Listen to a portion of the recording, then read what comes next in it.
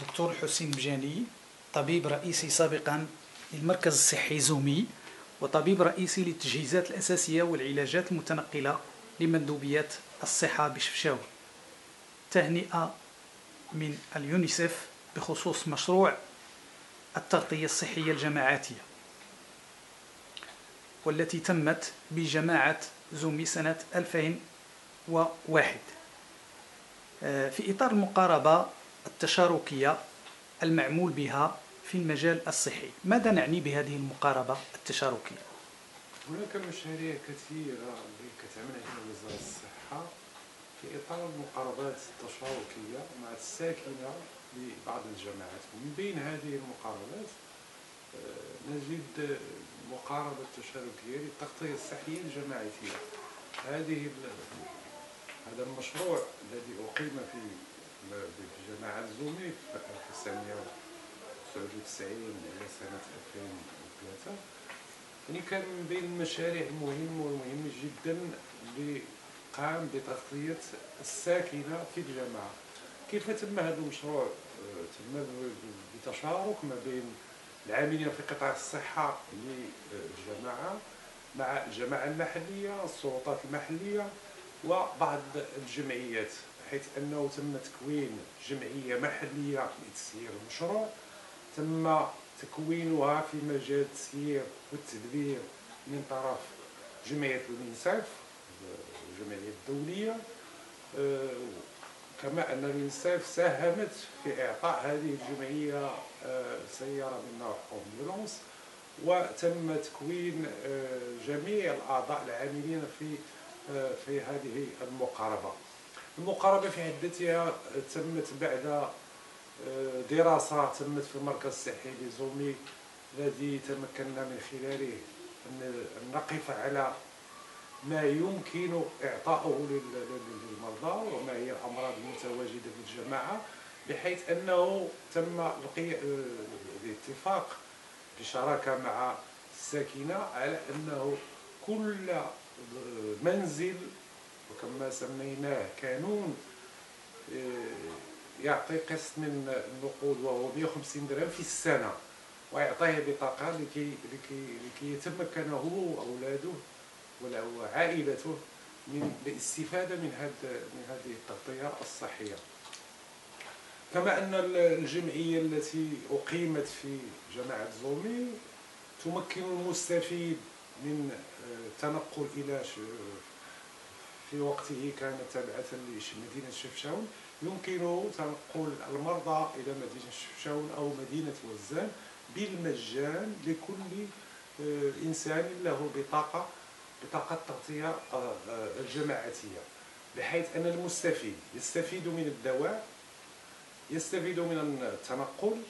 وهذا الدواء كيفية الاستفادة فقد تم توافق ما بين الجمعية والصيدلية المتواجدة بزومي، بحيث أنه المريض الذي يأخذ الأوردونونس، ما نسميه بالأوردونونس أو الاستشارة الطبية، يذهب عند الجمعية التي تقوم بطبع الاستشارة، ثم يذهب عند الصيدلية التي تعطيه الدواء. وفي آخر الشهر تقوم الجمعية بمحاسبة مع الصيدلي التي تؤدي له أثمنة الأدوية التي استفاد منها الناس الذين هم منخرطون في هذه التغطية الصحية.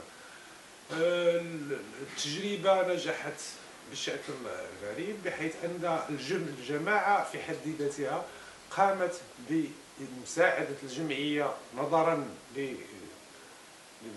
للنجاح الذي أظهرته الجمعية بمساعدة في السنة الأولى بما مقداره 9,900,000 فرنك سنتيم. كيف جاءت الفكرة بالأساس؟ وهل ظننتم بأن في البداية بأن هذا المشروع سينجح وسيحظى بهذا النجاح الكبير؟ الفكرة جاءت لأن هناك دائما مشكل الأدوية فيما يخص المواطنين. هناك أدوية تعطى من طرف وزارة الصحة ولكن ليس بإمكانها، ولكنها محدودة، بحيث أن لا يمكن أن يعطى لجميع المرضى لمدة الأدوية تعطى كل 3 أشهر. ولما قمنا بدراسة تبين أنه هناك نقص في هذه الأدوية لكي يمكن أن يستفيد الجميع. من هنا طرحت فكرة مع جمعية يونيسف التي كانت فاعلا مهما في هذه العملية. طرحت الفكرة أنه لماذا لا نقوم بدراسة لنعرف ما هي الإمكانيات التي يعني الأسرة كم يجب أن تعطي لكي تستفيد، وكيف يمكن أن نقوم بجمعية وكيف يمكن للجمعية أن تشتغل في هذا المجال. وقد كانت هناك عدة تكوينات لها بالنسبة للناس العاملين في القطاع، وتكوينات بالنسبة للناس العاملين في الجماعة وفي الجمعية، حتى يتمكن الجميع أن يسير هذا المشروع المهم. المشكل الذي طرح والذي يطرح كثيرا وهو بالنسبة للسكنة، ضروري ومؤكد أنه تكون واحد الثقة ما بين العاملين في القطاع وفي الجمعية. الثقة هي التي ينبغي أن يؤكد عليها العاملون في القطاع وبالنسبة للجمعية كذلك. ملي كتكون هذه الثقة كنظن بأن الجميع ويكون هناك شفافية في التسيير، شفافية في المعاملة مع المواطنين، كنظن بأن التجربة كتكون ناجحة وتعطي ثمارها. كم عدد المستفيدين من هذه التغطية في السنة؟ في السنة الأولى كان ما يفوق 1200 منزل، يعني الناس اللي كانوا كيستافدوا من هذه التغطية الصحية. يعني كل منزل يمكن تقول أو عائلة كيكون فيها 5 أشخاص، كنقولوا 1200 نضربوها في 5 يعني كتكون واحد 8000 ولا 10000 ساكنين يمكن الاستفادة من هذه التغطية الصحية. واللي غنزيدوا عليه هو تحويزات الصحة بعد العمل في هذه المقارنة، قامت بتقييم للمقارنة وقامت أرسلت فريقا لتقييم المقارنة، وقامت بزيارة المداشر والناس الذين استفادوا حتى يتمكنوا من معرفة هل هناك استفادة حقيقية. وبالفعل العملية أظهرت أن الناس يستفيدون وكانوا فرحين بهذه التجربة الأولى من نوعها في المغرب.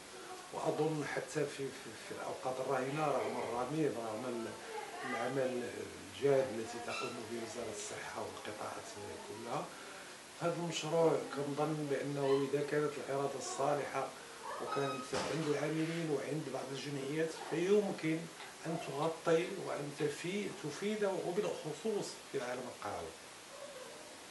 أكيد أن هنالك مشاكل قد اعترت هذا المشروع في البداية أو خلال تتبعكم لهذه العملية. أين تتجلى هذه المشاكل؟ كما تعلمون أي تجربة في المقاربة التشاركية يكون هناك فولونتارية، يعني الناس اللي كيعملوا بدون مقابل. وأي تجربة يجب أن تتطور، لأن التطوع لا يمكن أن يدوم كل الوقت. تجربة بلغت حدها القصوى لأن الجمعية عملت لمدة سنتين أو 3 سنوات، كانت ناجحة بكل المقاييس. لكن التطوع تعرفون أن الناس اللي كيكونوا متطوعين في الجمعيات أو في هذا واحد الوقت كاين ناس متخرجين اللي كيكونوا عاملين ومن بعد كيلقاو عمل وكيمشيو، كاين النساء اللي كيكونوا عاملين في هذه الجمعيات وكتجي تتزوج ولا كتمشي لمكان آخر، وهذا كيجعل الناس اللي كانت خضات تكوينات وخضات تسيير وخضات التجربة كيمشيو من هاد المناطق، ويمكن هذا هو اللي كيجعل ان التجارب ما كتبقاش فواحد الاستمراريه.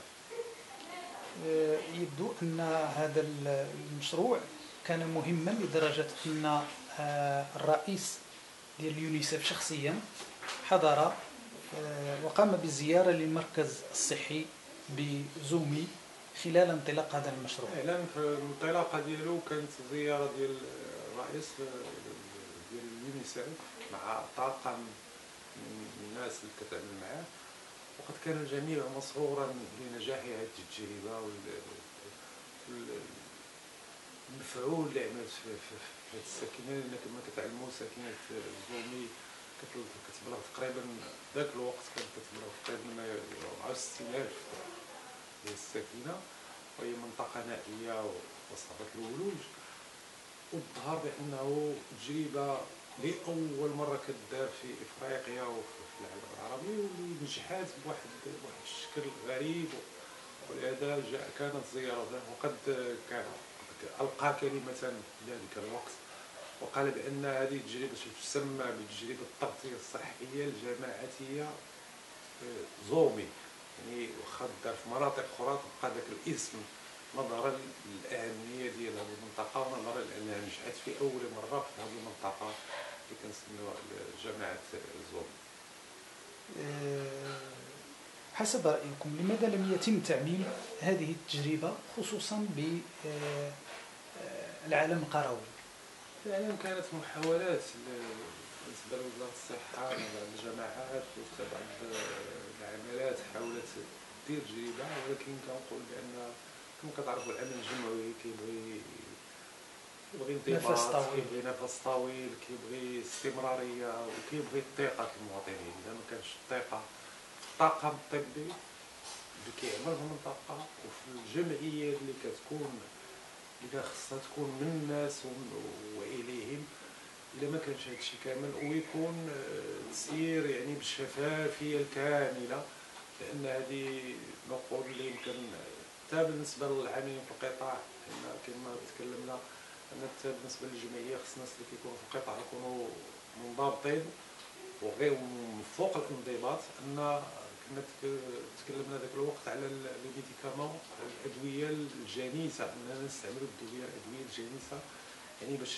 يمكن ديك الامكانيات عند الجمعيه تستمر اكثر ما يمكن. يعني الادويه الجانسه وهو الجينيريك، كما تعرفوا بان الجينيريك التكلفه كتكون التكلفه ديالهم اقل، ولكن الفعاليه كتكون مهمه. يعني يا اما كنعطيو الدويه اللي كيكون تعطيهم من وزاره الصحه، الا ما كانش دواء ديال وزاره الصحه كيمكن نعطيو الادويه الجانسه اللي كتشرى من الصيدليه، اللي حتى الصيدليه كتكون خاص يكون دار لها تحسيس حتى تساهم مع الجمعيه، وكيكون وخص الجميع يساهم في انجاح هذا المشروع. اذا ما كانش هذا الروح في الجميع بإنجاح العملية، كيصعب باش يمكن تكون أو لا تستمر. دكتور بجاني، شكرا لكم. شكرا.